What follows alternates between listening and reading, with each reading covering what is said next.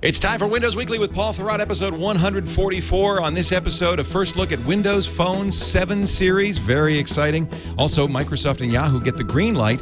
And bumbling buzz. Paul Thurrott's here. It's time for Windows Weekly. Netcasts you love. From people you trust.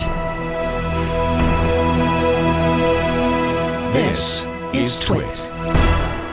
Bandwidth for Windows Weekly is provided by CacheFly at CacheFly.com. This is Windows Weekly with Paul Thurrott, episode 144 for February 19th, 2010. I have really big spreadsheet needs. Windows Weekly is brought to you by the new Carbonite Pro. It's simple, secure, and affordable online backup for your small business. For a free trial and to learn more, visit CarbonitePro.com. And by GoToMeeting, the affordable way to meet with clients and colleagues. For your free 30-day trial, visit GoToMeeting.com/Windows Weekly. And by Audible.com. To download a free audiobook of your choice, go to Audible.com/Windows. It's time for Windows Weekly, the show that covers everything that's happening in that little town called Redmond up there in the Pacific Northwest, the state of Washington. Ladies and gentlemen, he's a man who spends his many hours observing, watching, and analyzing what happens up there in beautiful Redmond. Mr. Paul Thurrott, who is today in Florida. Hello, Paulie. Right. Right. I could have been in Barcelona, but I went to Florida instead. Barcelona is a beautiful city. Yeah, that's because you planned this trip for a long time. Yeah. Yes. I'll tell you what. I'll talk like Ricardo Montalban to make you feel better about missing Barcelona. Ricardo Montalban, the gay blade? Yes. Perhaps you remember me from such great movies as Zorro. So, in Barcelona, the Windows Mobile Conference. It's a big mobile event for cell phones. We're going to talk about Windows Mobile 7 today. This is the big story, right? I mean, the big story. Paul, some of our listeners are in audio. They don't see you nodding. They don't see me nodding, yeah. Paul nodded. Paul just nodded. Jace. I've only been doing this for 3.5 years. Jace, he says. Jace, Windows Mobile will find Corinthian. Don't question my techniques. No. I will never question you, Paul Thurrott. So that's coming up. We're going to talk about email outages in Hotmail. Outlook. Well, this is really interesting. This Outlook social graph thing they're doing. Yep. Maybe that's in response to Buzz. Maybe get your opinion on Buzz too. On Windows 7 feature of the week, tip of the week, software pick of the week. I mean, there's just a ton of crap in this show. It's chock full of crap. Chock full of nuts. We're going to get to our top stories in just a moment. Before I do want to mention our friends at Carbonite who do the fantastic Carbonite Pro. Now, you probably heard me talk about Carbonite, period. You know, the great backup solution for consumers. Carbonite Pro is for business. What they found out is that many of their Carbonite consumer users were, in fact, businesses who had an account per machine because it's so great. It's so simple. You just put it on the machine. It starts backing up immediately all the personal documents, financial records, you know, whatever key information's on that machine to the cloud using AES 256-bit encryption. So it's completely private. So they said, well, you know, if all these people are using the $5 a month Carbonite regular, we ought to offer a special deal with a centralized management console for businesses. We're going to call it, I don't know what. Carbonite Pro. And there, Carbonite Pro was born on that fateful day. Carbonite Pro prices start as low as $10 a month. I'll give you an example. The pricing is variable depending on amount of data, number of computers. But let's say if you have 8 computers, 5 gigabytes total backup, $25 a month.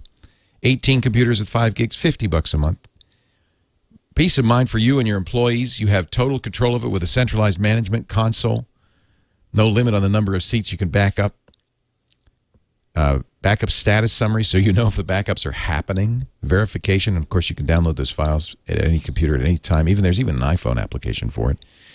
And employees can access their own backup files, so they don't have to come begging to you, unless you insist. You can say, I want to know.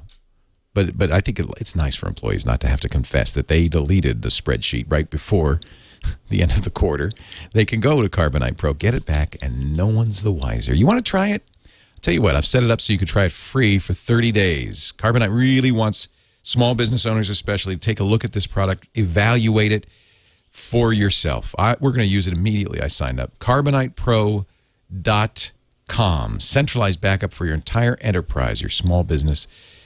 Very affordable. Give it a try free for 30 days. CarbonitePro.com.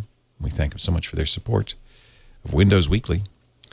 So did you have like a live feed to Barcelona so you could watch this event, or did you have to do, go on the internet? How did you follow this? They broadcast it live. Really neat. Unlike Apple. Unlike Apple.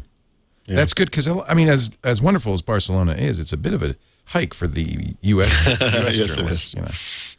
Yeah. Well, this is apparently a big mobile show. I say apparently because, until this week, it was never a big deal for me. But, now with Windows Phone 7, suddenly it is a big deal. Do you think they announced it in Barcelona to emphasize the global nature of Windows Mobile? No, I think it was just because that happens to be the big show for this market. And when you look at there are other shows. It out, there's CTIA. There are other shows. Sure. But I guess this is the big one. This is the big one, yeah. Yeah, it's really funny. Vista, of course, had a bad reputation. But Windows Mobile's reputation is so bad, it makes Vista look like the shining success story of the decade, right? And is it really that bad? Because it sells well in enterprises, right? It's got a pretty good market share. Well, it sells okay in enterprises. I think we talked last week about how, they still had decent market share in the U.S., but that had to be tied solely to enterprises. I can't imagine a single human being walking into a store and coming away with one of those phones. My knock on it always, even from day one, was it's just feels like a shrunken Windows. Right. And so it just didn't really feel like it was designed for the platform. It designed like it looked to me like it was something kind of stripped down to fit a smaller platform. That's true, right? That's always been true. Back before it was Windows Mobile and it was still Pocket PC, and before then it was just Windows CE. This platform has always been an attempt to duplicate the Windows UI and the user experience on a smaller device. And it was always a mistake. One of the early issues they had was with the location of that start button. And in the early days, it was down in the lower left corner like it is in Windows, like it was in Windows 95 at the time. And that's fine on a computer, but when you're holding a device in your hand, you tend to hit that spot on the screen a lot by mistake. Right. And one of the very first things they found was that, and they moved the start button and the second version of the OS up to the top left. See, I think a phone shouldn't have a start button, period. Well, without ever thinking that maybe the start menu wasn't necessarily a good interface. The whole thing. But, you have to remember, back in the day, these early versions of this system were piloted with a little stylus, when you were clicking on these little things on the screen like you would with a mouse. Right. And it seems hokey today, but I was trying to explain to my wife today in the car that, one of the problems with Windows Mobile historically has been the convoluted way you have to go around the UI to get to different things. And that the reason it's like that is because they had been building on top of something for so long. Right. That, you can look at a problem today and say, hey, I want to do something really simple like, mark email as read and, move it to another folder or delete it. That type of activity, if you're starting from scratch, can be done very simply, and it's done very well on something like the iPhone. But when you've had an email application that literally dates back to 1995, right, you've added to it and added to it and added to it, and by the time you get to Windows Mobile 6, it's really convoluted how you go about getting that thing done on that kind of phone, and it makes the experience miserable. So, heading into this show, obviously there have been high expectations for Windows, what we thought would be called Windows Mobile 7, but come on. Given the high quality of things like the iPhone or Google Android especially, and to a lesser extent, software that is excellent like WebOS but doesn't sell well, or software that isn't excellent but sells well like the RIM stuff, it's hard to imagine, what they could have done to make a big dent in things. But then you see what they did do, and you realize that maybe they're actually onto something, So tell me a little bit about what's new here. Yeah. So everything is new, which is really they start completely from difficult. scratch. Yeah. Yeah. Completely new platform. literally started over from scratch. You know, the folks that are responsible for this include such people as Joe Belfiore, who was the guy behind, you know, some of the Windows XP UI stuff, the Media Center UI, the Zune UI, the Portable Media Center UI. And what these things all have in common is a similar way of navigating through information. I'm not actually sure what the right name is. I refer to it and think of it as a crossbar UI, because you can navigate up and down through lists, but you can also navigate left and right through sets of lists, right? And the way they described this in the presentation where they announced Windows Phone 7 was that this entire thing was essentially a panorama, and that the phone was like a viewport. So you're looking into like 1/4 of the total screen and scrolling around within it.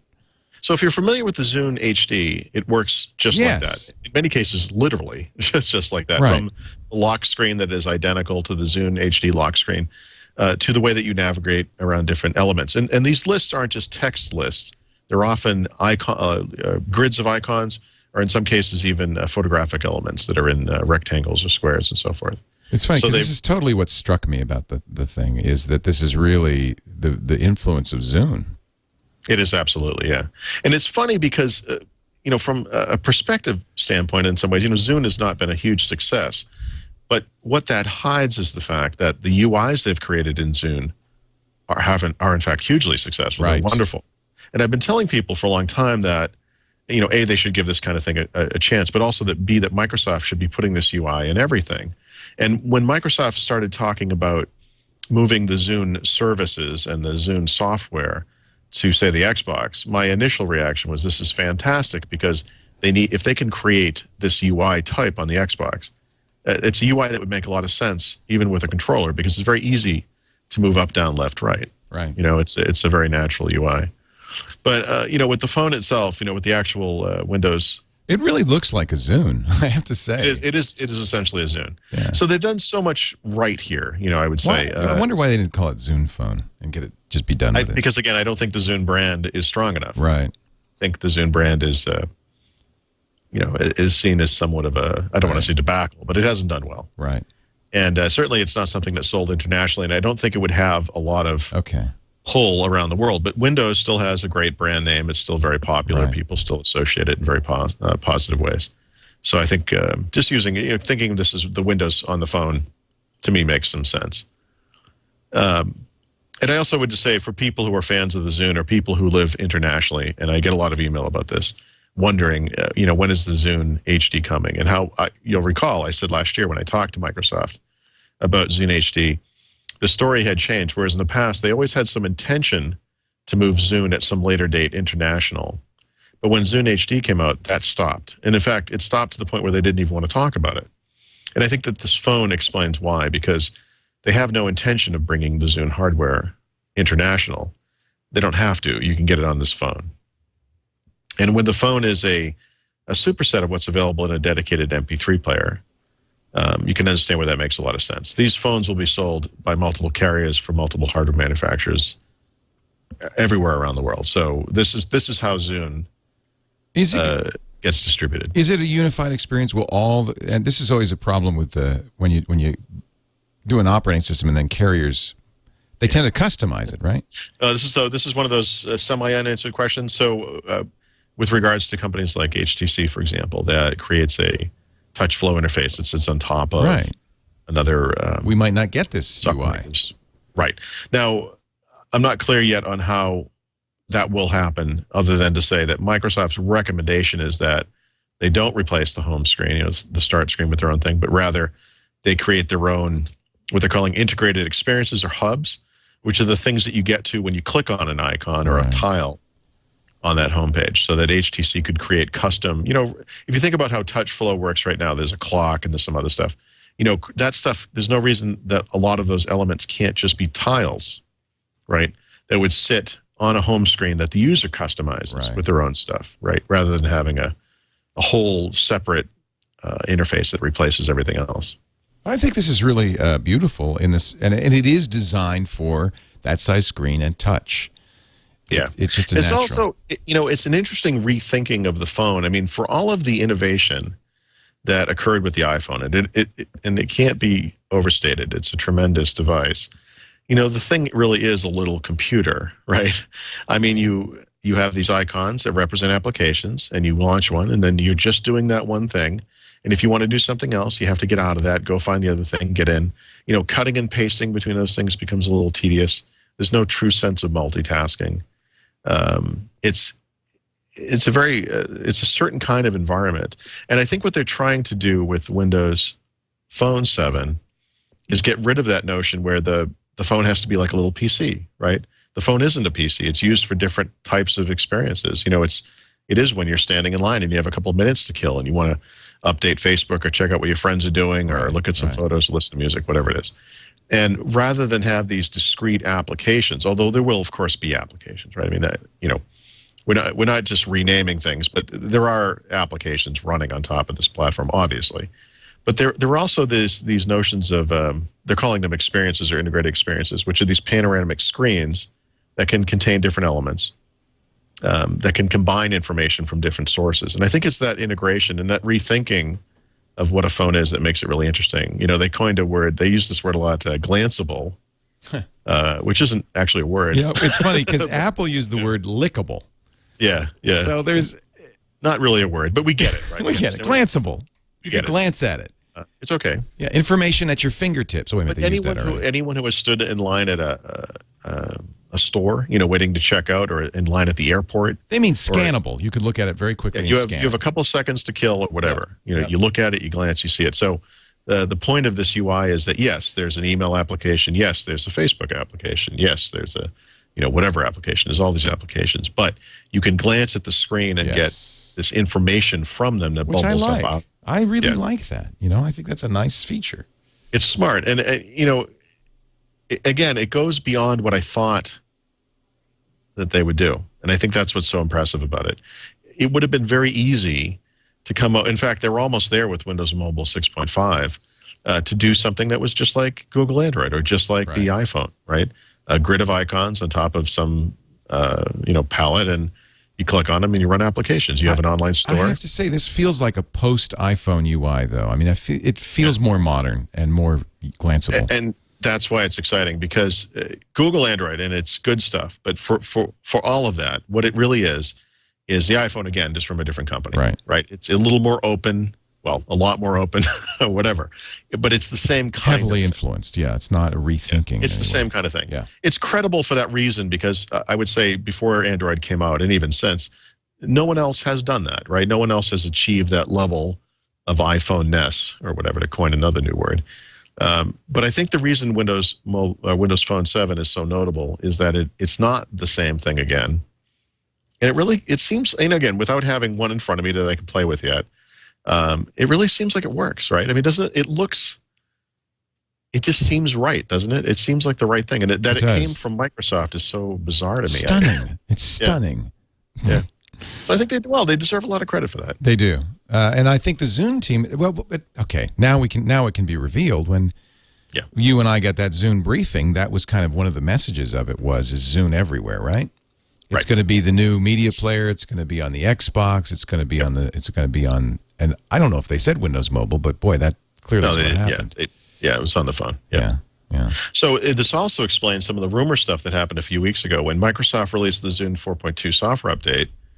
Remember, one of the bloggers found some references to new devices in the INI file. What does this mean? Are the new Zunes coming? And what it means? Well, that's what this is. It's these phones. Right. So, and one of the things they demoed was, these devices will work standalone, which is also a big change from the past. Because it evolved out of a PDA, the Windows mobile phones were always seen as companions to PCs, that you would connect them at some point, synchronize data between them, and that you would have like this offline cache on the phone and you could do stuff with it. And that's how it would work.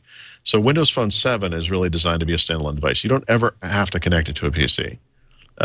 If you do, you get additional capabilities, and one of them is that you can use the Zune software to synchronize your digital media. Oh, interesting. Device, so this really is like the iPhone in the sense you've got this media channel, this built-in sync, and it's like Android. This is one of the things I like about Android is you never really hook it up to a computer. It just gets everything over the air. So that's good. It's the best of both worlds. Yeah. You could do it both ways. Exactly. The other thing they got right, and I don't think they've gotten the credit yet for this, because only Apple, in my mind, has done this, is, Apple has done a tremendous job with their developer tools. And they've created all of the widgets and little control pieces and so forth that you would need for a typical application. Right. Obviously, if you're writing a game, you're going to have your own UI and different issues there. But if you're writing a typical iPhone application, one of the things you'll notice is they all look and act the same way, right?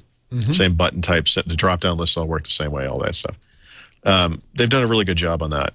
On the Android side, I don't feel like they've done as good of a job. And maybe it's just the nature of that platform and the types of people who develop for it. But if you look at Android applications, it seems like from a UI perspective, they're all over the map. I'm not saying that Google hasn't created standard control types. I'm sure that they have. It's just that in using the device, one of the things you notice is the applications are all really different, aren't they? I mean, you use one. I mean, have you noticed this? Yeah, right. They have all different UIs. There's no standard UI at all. That's the way it seems, yeah. Yep. Now, with Windows Phone 7, they've created a lot of standard UI elements, and then, of course, all the integration pieces, so you can create these apps or app-like services anyway that run as part of these integrated experiences. But there are also these app bar, toolbar type things, which are now standardized across applications. And we got an early peek at that in the version of Internet Explorer that shipped with the previous version of Windows Mobile. And now Windows Phone 7, you see that this thing works across all of the applications. So it works in a very consistent way. And it's a really neat way to do things on a phone, because, and this is an area where they go a little bit beyond what Apple does, because sometimes the UI can get in the way on a very small screen. And, Apple makes some concessions to that. So, for example, in a browser, typically the address bar will kind of pop off the top of the screen. But if you're scrolling down a long web page, that address bar gets further and further away. It's not actually off of this top of the screen. It's way up at the top of the document, right? So if you're familiar with how the iPhone works, you'll understand what I mean by that. But on Windows Phone 7, this app bar is always there at the bottom of the screen. And when it pops up, you get the most common elements, the most common options or commands that you might need for whatever application you're in. But then you can pull it up, as you do on the Zune HD with like the lock screen and so forth. You get this additional area that kind of pops up over the application. And that provides you with more of the advanced options and commands that are available in that application. And what a great way to do that, because it's not always on screen. It's not always blocking your way. And even when you do pop something up, what you get at first are the things that most people need most of the time, And if you need access to advanced stuff, you just slide the screen up a little bit further and you get more stuff. So that is just a smart design. And that it's available as sort of a central element to all applications, I think is really smart. And I think it's another one of those things that's going to make using this phone easier, because, as is the case, say, with Office apps, when you've used one, you kind of understand how the UI works, and it's easier to use the next one. Right. This is so funny, because this is something Apple kind of pioneered, and proselytized for, is the unified UI. Yep. Yeah. No. And by the way, and Apple still does a good job with that. It's still a good job. It's better than what Google's doing with Android. Yeah. Absolutely. Yeah. There's a lot here. I mean, there is. Yeah. It's really neat. And all I can say is what I've been doing is the presentation that they provide, where they announce this system, is hours long. It's very long. So I've been kind of going over it in a multi-part series on the site. So I guess what I'd say is I've gotten about I finished 2 parts, and I'm thinking it'll be 3 or possibly 4 parts. You're live blogging the after the fact, video. Yeah. That's good. I like it. Right, yeah. That's good. Yeah. Good idea. Yeah. So if people go to winsupersite.com, they can see that. But the point here is I wanted to do this now before I have a chance to get my hands on it, because first impact. There's a first impression thing, but I also, if I had done it live, like literally live, it wouldn't have had the same depth to it, because, off the cuff, things aren't as obvious. And one of the things you can do is you write this thing up, you kind of gain a bit of perspective as they go through things. And I have to say, again, Microsoft has never done a good job of making a splash about anything. Not Apple style. No. And it's so interesting to see them just hit one out of the park like this. it's so unusual. I'm almost uncomfortable with it. They're like, well, no, I mean, for example, I'll give you an example. Almost anyone would agree that Windows 7 is fantastic, right? Windows 7 has gotten excellent reviews. Everyone loves it. There's not a lot you can say bad about the thing. But here's the thing. Windows 7 couldn't have existed without Windows Vista. And for all of the dirt that got dumped on top of Vista, the truth is it wasn't as horrible as people said it was. And it really just set the stage for what became Windows 7. I mean, Windows 7 was something, I don't want to say it was easy to make, but come on. I mean, what we have to do is take this thing that's already pretty damn good and fine-tune it and call it something different, and people are going to love it because it's not Vista. And that's sort of what Windows 7 is. Right. I don't mean to diminish the quality of what's happening there because it's good stuff. There's no doubt about it. But come on, this was something that they had the firm foundation for. It was not that difficult, in the scheme of things. Windows Phone 7 had no, obvious predecessor, although looking at it now, you can say, obviously, the Zune HD and so forth. I mean, arguably, they have, in fact, been working on this over a long, long period of time, even though we didn't really realize, and maybe they didn't realize that's what they were doing. But, the predecessor to this product was so horrible, so absolutely horrible. Yeah. I don't think anyone saw this coming. It's wonderful that they were able to turn this thing around like that. When are we going to see these phones? So they're saying late in the year. I'm thinking October, November timeframe. Mm-hmm. There are a lot of questions, that we still have, backwards compatibility. One of my understandings is that Windows Mobile 6.5 whatever. And you may recall, too, we had a conversation around the next version, the next minor version of Windows Mobile. People were calling it 6.5.3 or 6.5.2, whatever. And I kept saying, I don't think that's the name. It's, I think of it as 6.5.x. Well, the reason is they're calling it Windows Phone Classic, right? So that's a mistake. They're still going to upgrade it. They're still, good. Okay. They'll still do, upgrades like the stuff they've been adding this year around the capacitive touchscreen support and a more unified UI and all that stuff. I would imagine that this thing is going to be shunted off to emerging markets and that kind of stuff. And that the hardware, there's a higher level of hardware required to run Windows Phone 7 than there is Windows Mobile 6.5. Right. So you can run the older system on lower end devices that would be very inexpensive. And maybe that still makes sense for some people. There certainly is a very rich and almost historical API available there for people who want to write applications or whatever solutions that run on those phones. I mean, that's still there. It's not going away. So, but I think that, the time is ticking now, right? They've announced this great new thing. It's kind of tough selling the old one when you've got this new thing coming. Probably end of year, we're thinking. Yeah. And all the usual suspects, HTC and Samsung. Everyone has signed on board, yeah. Everybody, yeah. Yep.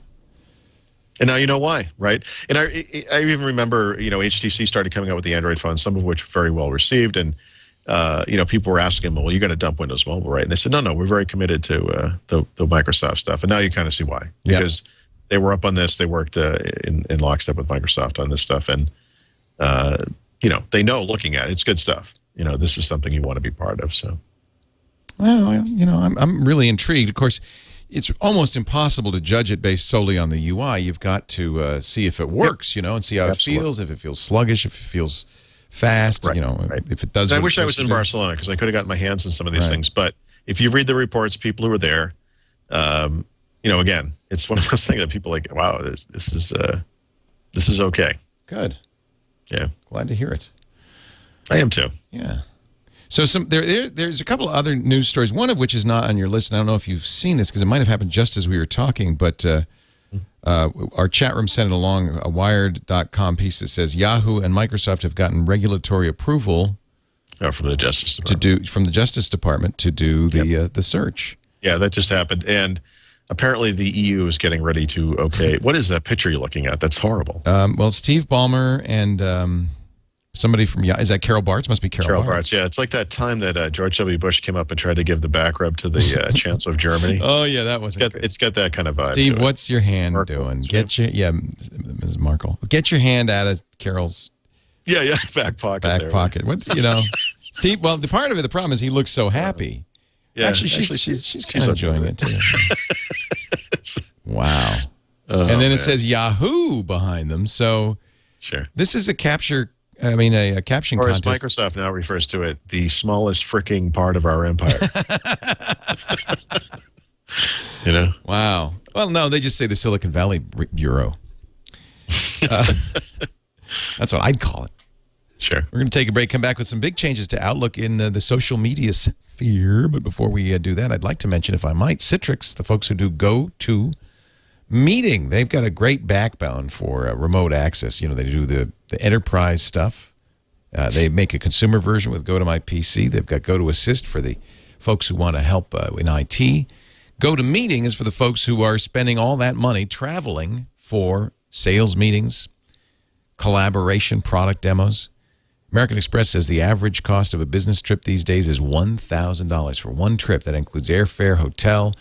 Does not include the stress and strain of getting in a security line, taking off your shoes, and all of that stuff, getting a middle seat on a red-eye flight.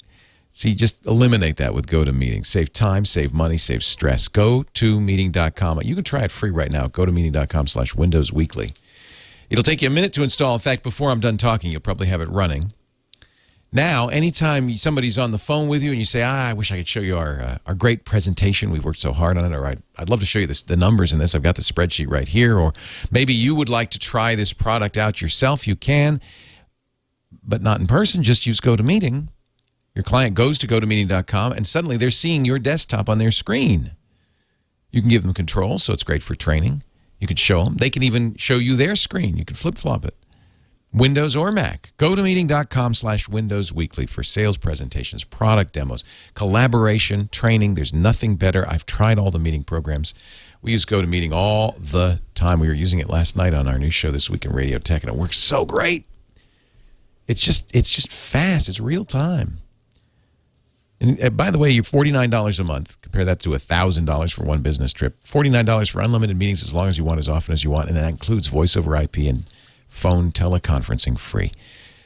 Oh, that's all I have to say. GoToMeeting.com/Windows Weekly. Give it a try. So, by the way, yes. Yeah, apparently this Microsoft Yahoo deal has been cleared in Europe as well. So it's done. It's a done deal. That's it. That's it. It's over. It's not the beginning of the end for Yahoo, is it? No, that happened about 5 years ago. That's the end of the end. Yeah. Okay. That's it. Do you remember, Yahoo was used to have product placement occasionally in movies. Wasn't there a Back to the Future movie? No, wouldn't that be funny? That was too long.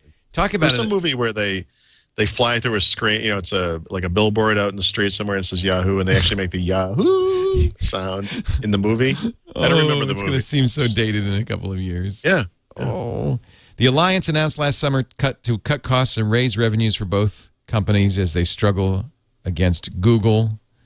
Mm-hmm. Bing provides the list of links for every Yahoo search now, freeing Yahoo, I like that, from the expense of running a huge search enterprise.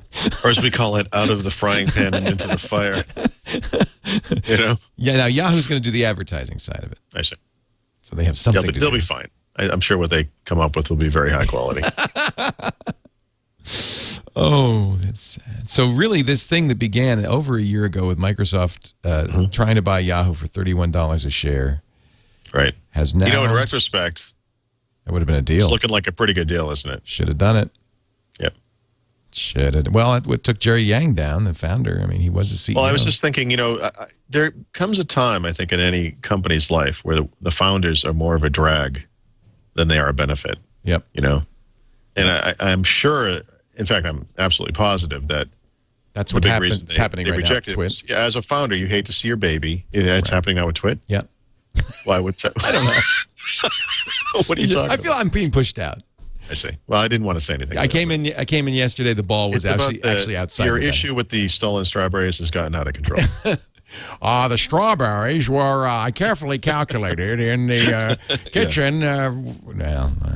You need to let go, man. We had a good run. I did not cut that tow line. Outlook integrating with social networking services, LinkedIn, yep, Facebook, and MySpace to come. Yes. So is this for all? This is all Outlooks? Yeah, actually it is. So you made a comment earlier about whether or not this was influenced by Buzz. the Google Buzz service, but it's not because last, I don't know, September, I think it was, Microsoft had a reviewers workshop for Office 2010, and one of the things they told us about was this product and how, this is something they were adding to Outlook. So I think it's important to draw the distinction between what Microsoft's doing and what Google did with Buzz, which is that the Outlook Social Connector, as it's called, is an add-on. It's not something that ships in the product. It's an opt-in service. You opt into the various social networks you want to configure in there. Right now it's in beta, as is Office 2010. So I guess as of today or yesterday, you can get a beta version of the LinkedIn plugin, for this product. And then by the end of the first half of this year, you'll be able to get MySpace and Facebook as well. But of course, Microsoft did this. So it's an open... no, it's not an open. I can't believe it. I said the word open. Microsoft. What? It is. Well, I almost fell off my ball. Yeah. Sorry. So it's so cute that I think this. That's Buzz. That's Buzz. No, it's open to third-party developers to add support for any social networking service they want. Cool. I kind of make fun of Outlook because it's big and bloated and slow and all that kind of stuff. But it is also the center of many people's lives, right? Because Outlook is that one application you leave running all day long. Because it's not just email, it's all your personal information, your calendar, your scheduled tasks, and all that stuff. So it's a big deal. So if you can centralize this information in there, sort of akin to what they did with RSS feeds a number of years back, Outlook is one of the places where you can get your your RSS feeds delivered if you want. And if you prefer to view such things as if they were email, which I do think makes some sense, Outlook may be the place to do that. And if you want to interact with people on Facebook or MySpace or LinkedIn or whatever, it kind of makes sense that you'd want to do that through Outlook if Outlook is the place where you store all your contacts and you keep track of that kind of thing. So this provides a way to make that happen. And yes, like you said, it's interesting. I perceived that this was an Outlook 2010 add-on, but actually it's for Outlook 2003, 2007, and 2010. So everybody can try it. Yeah. Neat. Yeah, the problems during the beta are a few, but there are a few problems. One is that it requires a 32-bit version of Outlook currently. Now, that's no problem for 2003 or 2007 because those products are only available in 32-bit. But I actually installed the 64-bit version of Office on my laptop here, so I can't actually test this. It's not 64-bit yet. Why did you install the 64-bit version of Office? I don't know. I actually had to go check to see which one was installed. I'm not sure why. I have really big spreadsheet needs. I don't know. There's no good reason to do it. It's not compatible with anything. Right. If you want it gains you little. It gains you nothing. If you want the safest browsing experience on Earth, please run the 64-bit version of Internet Explorer. Oh, to my that's knowledge, fun. Flash doesn't work. There isn't a single add-on created for it, so you'd be safe from everything, including the sites you want to see. Yeah. Yeah. So it kind of works like that right now. I expect that to change, obviously, but as of right now, it's a little bit of a problem. Hotmail outages? I hadn't heard about those. Oh, before we get to that, more for Outlook. All right. We should mention Buzz. Oh, we haven't really talked about Buzz. We haven't talked about Buzz. What do you think about Buzz? I don't like it. I don't like it. I love it. Yeah. But I love everything. I understand why, but my issue is that I use Gmail, and I should have done a better job of segregating my work and personal lives, I think. And if I could do it all over again, I would. But right now, I have everything going through Gmail, and I don't really want to risk opening up my contact list to people I don't know. Right. So in the early days, less than 10 days ago when the service debuted, people could get in and join very easily, and there was no real administration of the service. You just kind of turned it on, and I think that they'll get it right eventually. I'm just, in fact, maybe as of today have already gotten it right, but I'm just shocked that a company like Google, and by the way, this is language we typically use for Microsoft, right? A company so full of incredibly smart people could have done something this boneheadedly dumb. Because of the privacy stuff? Yeah, it's so dumb. It's so clueless. To think that this made it out into the real world to hundreds of millions of people who use Gmail, and literally no one pulled a switch on any privacy concerns. So but you personally didn't feel, okay, so here's the privacy issues. And by the way, these have all been ameliorated within a week of the launch. It's only 5 days old. But again, I bet to go back to what I said about that earlier. That's like should have saying, fixed hey, it ahead of bank time. got- the bank just got robbed. Let's put a lock on the door. Right. They should have. So I'm glad they reacted quickly. But so just to, I think, summarize the privacy issues. One, when you joined, at least initially, they fixed that in a couple of days. It would auto-subscribe you to your most active contacts and chat people. And in doing so, exposed their email addresses and names or Of their list most handles frequently used contacts. to anybody who wanted to browse you, because you could see who was following you and who you were, who you were following. So that was problem one. Problem two was that your own email address was kind of exposed. Well, I don't care about that personally. My email address is out there. You don't. Right. Well, and I didn't really care about either. Now, the new sign up, when you sign up, it's an opt-in thing. They have who they're saying you should follow based on what they know about you, but you don't have to. You can uncheck. Sure. I don't know. I haven't looked at the latest verbiage. I don't know how clear they are about what this exposes, however. I am not a privacy weirdo. I'm not. In fact, almost every single time some privacy weirdo has written something about something, I thought they were wrong. Well, there's a class and there's a class action lawsuit now from right. Now in this case, I honestly, I'm not even sure I would call it a privacy concern, but I'm just flabbergasted that they would release that thing in such a state. I mean, it was just so. It was unconfigurable. I asked a couple of people on Twig on This Week in Google on Saturday, and their opinion was that it had been used for more than a year in-house, and that it just wasn't on the radar of the engineers who were using it. They didn't even consider the privacy thing. And you're right. Had they done a small public beta, it would have surfaced immediately. Oh, immediately. And the fact that engineers at a company like Google said it was okay, I mean, this shows you kind of the disconnectedness that occurs at this company, right? Again. Right. Full of geniuses, no doubt about it. Well, a lot of engineers. Engineers don't make maybe the best user interface people. Absolutely. Well, that's for sure. And they're certainly not good privacy But they also advocates. maybe don't make the best decisions in general, just for non-tech issues. I mean, it's amazing to me, again, this is a big, big company. Nobody thought to say no to this. And to underscore, there had to have been a review of some kind. There had to have been a meeting where donuts were passed around and somebody, people looked at it. It's odd that it got missed. Yeah. It is odd that it got missed. Our doctor in the chat room says she uses Gmail to correspond with patients. So signing up for or allowing, and by the way, it was, you kind of strongly encouraged to turn it on, immediately potentially exposed names or email addresses anyway of patients. Mm-hmm. It's good stuff. Yeah, I guess. It's not a huge violation, is it? I don't know. I'll just speak for myself. I would say this, I mean, it's illegal. It's a HIPAA violation. No, I mean, but maybe you shouldn't be using Gmail for patient email. I have friends and family, around the country who will occasionally comment to me that, you've got X number of people following you on Facebook and we don't understand why you're doing this and okay, whatever. So they don't live in the world I live in.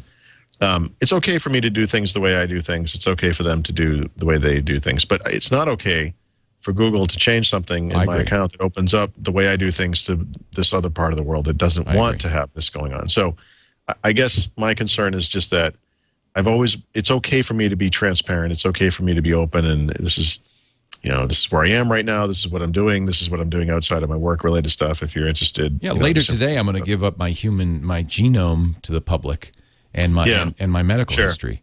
So some people that's exciting. Yeah, I'm going to go nuts on that, by the way. But anyway, the point is, but I shouldn't expose. It shouldn't affect anyone else. Right. No, then we should have to do it. It's not cool. Yeah. It's just not cool. No, it's not cool. I think Google acknowledges often, it's not cool. I mean, I've said this about people in my neighborhood. I've said to my neighbors, I don't care if you sacrifice goats in your house. I just don't want to see it. Right. It's okay for you to do whatever you want to do as long as it doesn't affect other people. And when it comes from a third party, like Google, I mean, I think that's maybe the definition of privacy. Well, especially somebody who is already under great scrutiny for this kind of thing. Sure. And you think someone like that would be a little more careful? Yeah. You know? And also, Gmail is one of their premier products, and a lot of people complained about all the buzzes in the Gmail inbox, and it just kind of screwed up their inbox, et cetera, et cetera. And there are ways to fix that. But again, if you you say you like it, and I understand it, and I think if you're in Gmail all day, as someone else maybe would be in Outlook all day, it makes sense in some ways for there to be this capability within Gmail. To see what other people are doing, to update your own status and so forth. It's fine. I get that people would like that, but it just, man, it was released in such an unready state. Well, I still like it. But I completely am sympathetic with anybody who has a privacy concern about it. Yes, I mean that's a problem. I'm not gainsaying that at all.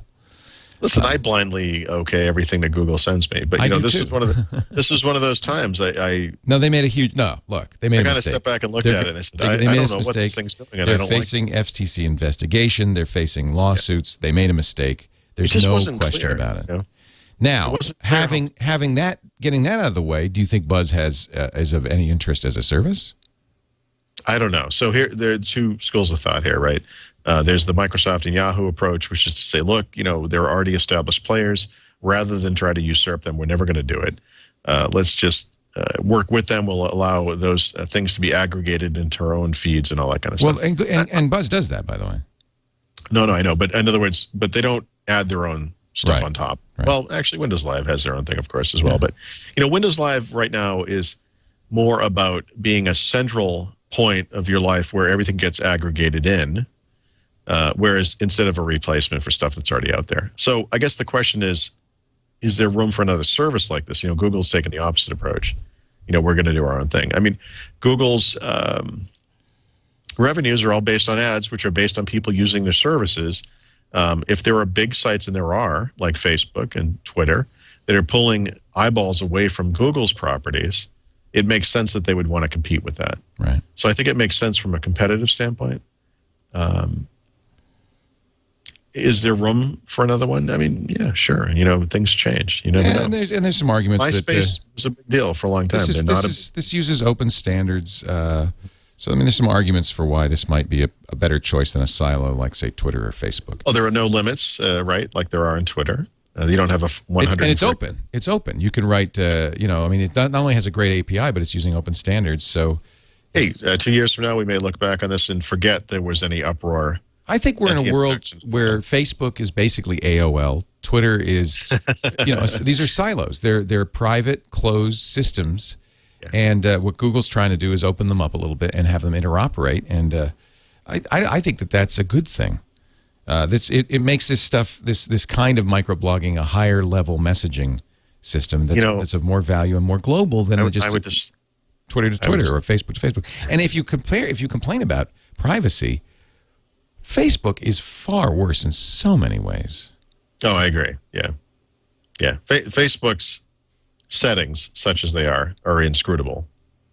Yeah. I mean, they never made this horrendous mistake of exposing people's email to strangers, but they expose your information to marketers routinely, constantly, without your permission and without any way to block it. So, you're not getting stalked. The only reason I put up with Facebook at all is because everyone is on there. Right. Right. Right. Me too. The only reason I put up with Twitter for that reason. Yeah. Twitter to me is semi-innocuous. I mean, Twitter is not a privacy easy to walk away from. I give it up for Len. Yeah. Yeah. You can, that's between you and your God, but I would just say that, it's easy to ignore, right? Facebook has a little bit of a pull to it, right? Because those are people. However, you're related to, or you're very close to in many cases. I mean, it's an evil little service. You think about it. Well, who knows? To me, I mean, that's my problem. Facebook's is the one people should be more. I don't know why people aren't more up in arms about it. Well, I think you answered your own question. You said it was the AOL of today, which I agree with completely. And what that means to me is normal people use it, and they don't have an understanding of the issues with something like Facebook. If I get yet another pop-up from someone who has completed X level on whatever stupid game, I swear to God. I'm that guy, by the way. Are you? I block all that stuff. All my iPhone games immediately it's tell Facebook how I'm doing. Ponderous. It's so ponderous. That's Facebook. Yeah. What else is there on Facebook? Well, that's why I like Buzz, because Buzz is higher level conversation. I go to Facebook just to find out what people that I care about have been doing lately that I don't get to see a lot. Yeah. You know? Yep. Speaking of privacy, I guess this Hotmail outage is concerned that some people a little bit about privacy. Why? How? Yeah, I was hoping there would be an update to this before we went on the air, but there hasn't been to my knowledge. So there was a Hotmail outage the other day. This is really funny. Microsoft's explanation was that one of the two servers for this area went down and the remaining server was just thus overloaded. And I have this image of two, Pentium Pro computers sitting under a desk in someone's office, and someone tripped over the power cord and unplugged one of the two servers. I mean, it seems hokey to me that a service as important as Hotmail could somehow be affected by this, but this was apparently it. The privacy concerns come from the fact that when the service came back up, apparently, some people reported that they were able to access other people's account information. Oh, that's a privacy violation. Okay. Yeah. Well, these are still sort of unsubstantiated. So, it's not safe to use a computer, Leo, I think is the message to the show. Maybe that's it. You're on the internet, you're exposing yourself, I guess. Scott McNeely said, get over it. Your privacy is gone, right? Yeah, and then he immediately got purchased by Oracle, and it was true. Windows 7 tip of the week. I'm sorry, feature of the week. Feature. It's not a tip, it's a feature. Right. So this feature is, I wanted to do a different feature, but I had to hold off. I've got some new information about it. Oh, you're under NDA again, huh? Well, I'm discovering something new about the feature I intended to use. But anyway, the feature this week is Windows Anytime Upgrade. This is a feature that existed in Windows Vista as well, but they've fixed a bunch of the problems with it, and it's a lot better than it used to be. And what it basically does is allow you to electronically upgrade from a low-end version of Windows 7 to a higher-end version of Windows 7. And the reason this is important is if you were running a low-end Windows 7 version, like Windows 7 Starter or Home Premium, whatever, and you wanted to upgrade to, say, Ultimate, you could walk into a store and buy the retail upgrade packaging and perform that upgrade. You do an in-place upgrade. It takes an hour or two to perform such an upgrade. The nice thing about Windows Anytime Upgrade is you can do it electronically. It only takes about 10 or 15 minutes to perform the whole upgrade. So it doesn't, rewrite the whole system. It just enables the features that are available in that upper end version, the one that you don't have. You can, in fact, buy retail versions of this product. You could go to Amazon.com or Newegg, I believe, and actually purchase a little box. But all that's in the box is a product key, which is what you get when you buy it electronically. So you just paste the product key in it, and it gives you the new version. So it's too bad that Windows 7, like Windows Vista, has all these different product additions, but at least they make it incredibly easy to do the upgrade. And the reason I wanted to highlight this one now is that this is actually something I've gotten a lot of email about lately, and it seems like people are unclear on the fact that this is available electronically. This is something they experimented with Windows Vista. They took it away in Service Pack 1 because with Windows Vista, it wasn't the entire operating system install disk wasn't copied to the hard drive automatically. So a lot of people who wanted to do this electronically couldn't because the code wasn't available on their computer. So with Windows 7, they changed that. Everything's on the computer already. It's just waiting to be unlocked. So now we can do it electronically. It makes a big, big difference. I had a listener call me on the radio show who was upgrading from Windows Vista, I think, and he said, I have, Windows Vista Media Center Edition, and I said, you'll be going to Home Premium. He said, well, I want to go to Ultimate. And I said, well, you could buy Ultimate, but what I would do is go to Home Premium, see how you like it, and then this Windows Anytime upgrade makes it very simple. Just to, if you want to turn it on, you turn it on. It's worth checking out the pricing too. I don't know off the top of my head if what you just said might would be cheaper, but right? It might be. You can buy a 7 Ultimate Upgrade Edition if you have Windows Vista Media Center, and it will work. You can go up like that, right? So there's no Windows 7 Media Center, but Windows Vista Media Center. I'm saying he has a Windows. No, I mean there's no. Okay, it doesn't matter. So if you have Windows Vista, whatever, it doesn't matter what the version is. You can buy the upgrade version of Ultimate because Ultimate is the equivalent to or greater than any version of Vista. Right. So yes, that would work for an in-place upgrade. Okay. All right. Yeah. Yep. Let us get our Audible pick, and then we have some software picks as well. Audible, as you well know if you listen to the show, is what keeps Paul and me sane. When he's on that plane, that big old jet airliner, the kids are going crazy. There's a woman behind him going, "Oh, my sinuses." He's got something to listen to. It's his Audible book, and I listen to it all the time at the gym. I hate exercise, but I listen in the gym, and it just goes by like that. In fact, sometimes I want to stay longer on the treadmill because I'm enjoying it. Just started a new book on Audible, and it's always fun when you start a new book. Just really great. And it's always sad when the old one ends. It's since God, I don't even remember, months now, I've been going in and out of a Stephen King book, the Under the Dome book. Oh yeah, it's so long. It's awesome though, and I'm actually finally getting toward the end, and I need badly for this thing to be resolved. Yeah, sometimes you get a really long one. It's like, okay, you can end now. Well, no, I don't mean that in a bad sense. I mean, I just want to know what happens now. I need answers. It's like getting to the end of Lost. Oh yeah. I don't need any more cliffhangers. Right. I want there to be a cascade of answers. The good news is about Stephen King is he is not a weak ending kind of guy. No, he's not a Neil Stephenson. Right. There's guys that just say, I've written enough. He occasionally cops out. I mean, sometimes he'll have this ending where it's something magical. Yeah, that's not good. Or a completely normal book will suddenly have a paranormal ending for some reason. No. He does do that, and I'm a little worried about that in this book, but but so far so good. Warn us. Well, you got a new Stephen King to listen to now. Yeah, this is exciting. That might be another reason to want to hurry through it. Yeah, so this story actually dates back to the release of the Kindle 2 about a year and a half ago, and it was exclusively on the Kindle originally because the Kindle factors in to the story. Oh, this is the one with the Kindle in it. Oh, yeah. So it's funny, some people have said, "Well, this is like an advertisement for the Kindle." That's wrong, But it was only made available to people who already had a Kindle, so it's not like he was trying to sell the Kindle. And it's a short story. Yeah, it's somewhere between a short story and a novella. It's a shorter thing. So in the scheme of Stephen King's writings, it's definitely on the shorter side. And actually, again, if with the fatigue that becomes associated with the longer books, this might be some welcome relief. But it's called You Are, and I think of it as Stephen King's ode to the Kindle in some ways. And it's got kind of a Michael Crichton, fear of technology vibe to it, which I also kind of enjoy. As did his Cell book, by the way, if you're not familiar with that one. Kind of a end of times, fear of technology type book.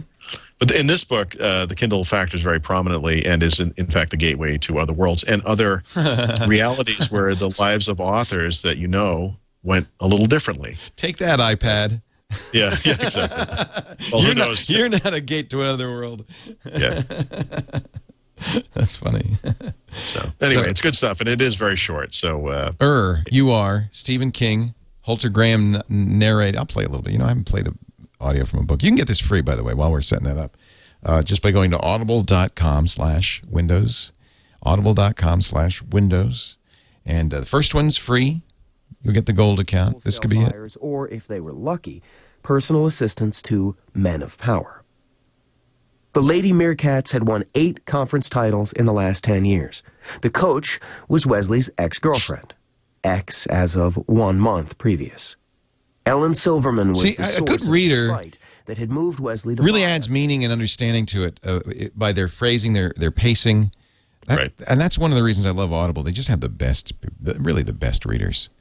That sounds good. I can't wait to get it. You Are is the title by Stephen King. Unabridged, 2 hours, 20 minutes. It's a shorty. If you want something longer, Under the Dome, another great Stephen King novel. Look, they've got it all. Under the Dome is fantastic. It's a great book. When I first joined Audible in 2001, they had just a handful of Stephen King's, and it was very disappointing to me because these are great novels for audio, but now they got everything. I mean, they've recorded or had recorded everything. Yeah, my earliest audiobook experiences were Stephen King books, but they were on cassette. Right, me too. Long time ago. Loved listening to The Stand on 800 cassettes. That was something. Exactly. Yeah, that was like the floppy version of Windows 95. Yeah. Whew. So if you go to audible.com right now, audible.com/windows, it could be yours for free. Sign up for the gold account and One book a month, which is really great, and I think you're going to love Audible. Plays on the Zune, it'll play on your Windows mobile phone, I'm sure. Certainly it'll play on your all your Apple stuff, your Kindle, and all of that. Audible.com/Windows. We thank them for their support. Ready for a Windows 7 tip? Paul's got one. Yes, this one's from Daniel A. White. Thank you for that. It is how to customize pinned taskbar shortcuts.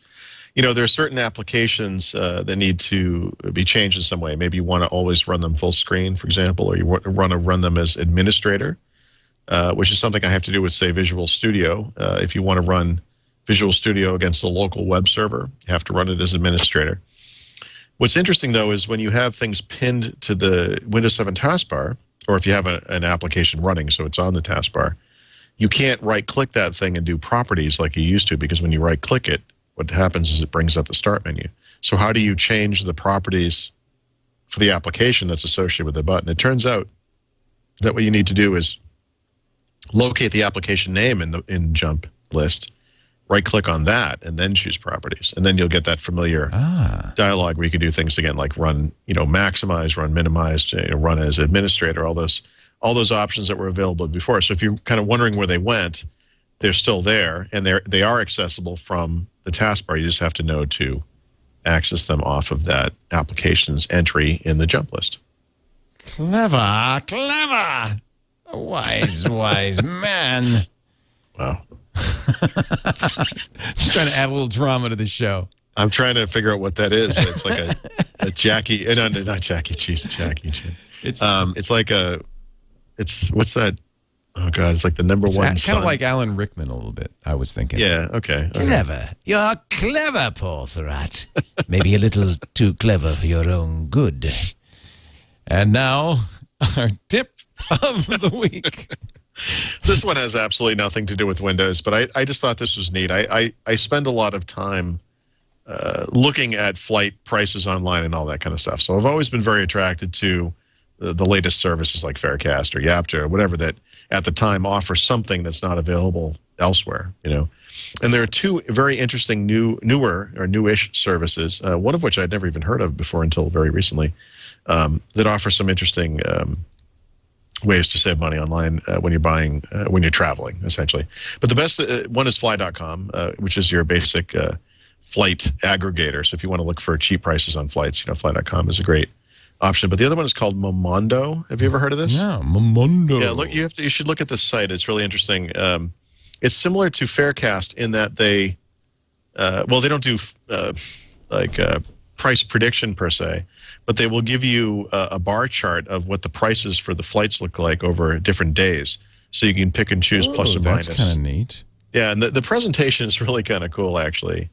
But they'll give you, they'll look forward over time and say, you want to do this 5 days of travel. Well, here are you can see on this bar chart what the cheapest day to leave is, and then you can look at the bar chart for the return flight, and you can see what the cheapest day on the way back is. Wow, that's really cool. Yeah, I don't see you don't see it where you're looking now, but we actually it's up here. I assume after the search is done. It will fill it. Yeah, yeah. It's literally a bar chart, for each of the flights, and you can kind of see where the low ones are. And where I probably shouldn't have picked Las Vegas because there's so many flights. Let me do another one because I need to go to San Antonio. Mm-hmm. I'm sorry, Austin for South by Southwest. So let's do San Jose to Austin. This one is actually a European company that does this, and I believe that they have a bunch of low-cost European, if you're going to Europe and you want to fly within Europe, it has a bunch of low-cost airlines in there that you wouldn't typically get on your... like Ryanair and stuff that. Yeah. So I think we're going to... When are we doing that? I think that's... April 9th I leave, and I come back April 12th. Oops. All right. There's the departure, and then... So you can view it in calendar mode, but there's also for some reason what you're doing is not working. But as I look at it, I hate it. I see wonderful charts. It's just still working. That's why it's thinking. I've already brought up 3 different flights in the time. I don't know why. You're kidding. Yeah, no, it's working great over here. Momondo. Yeah. Momondo. Mm-hmm. And they have hotels and cars and city guys too. Yeah. Yeah, I'm stopping the search just so we can see the results. So for whatever reason, the flight you've tried, of course, is the same price no matter when. Right? So the chart is not great, but depending on the destination, there's some dramatic differences. And sure. On the yeah. So yeah, it's good. It's good to do that to check. Yeah. Because it's funny because Expedia is cheaper than cheapair.com. You'd think cheapair.com would be the cheapest, but no. It's not. Well, it depends. I don't think that any one service is always the best. So obviously what you need to really do is use a bunch of different ones if you're booking a flight and go back and forth and just find the best deal you can. Cool. Momondo, our tip of the week, and now our software pick of the week. Yeah, so this is a follow-on. You remember last week we recommended ESIS Partition Manager, and one of the issues with that program was that it didn't work with 64-bit versions of Windows. So Raymond Airy wrote in and told me that there's a free partitioning program called Paragon Partition Manager 2010 Free Edition. It's not quite as full-featured as ESIS Partition Manager, but it does work fine on 64 versions of Windows, which are great. So, wow. So it works on 64. There are different versions for 64 and 32-bit versions. Yeah. So is this a come-on for a paid version? I mean, this is free. What's the deal? Non-commercial use only. Yes, there is an update. This is great. Yeah. PARAGON-software.com. And that concludes our broadcast day. Paul Thurrott. Actually, I believe it's only the beginning of your broadcast. Beginning of mine, but you're in Florida and you probably want to go to the beach with the family and enjoy this fine Florida weather. Leo, it is freezing here. It's kind of a kind of bitter irony. It's a coat when I'm outside. You're kidding. No, it's not. Where in Florida are you? We're south of Tampa. I always forget the name of this town. Sure, it's Florida. Maybe you're like Maybe you're like in Vermont. I feel like I'm in Quebec. Maybe you're in Montreal, Florida. I'm going to go to the Ice Palace tonight and have dinner. It's been cold. Well, watch the Winter Olympics and you'll feel warm. I know. At least a little warmer.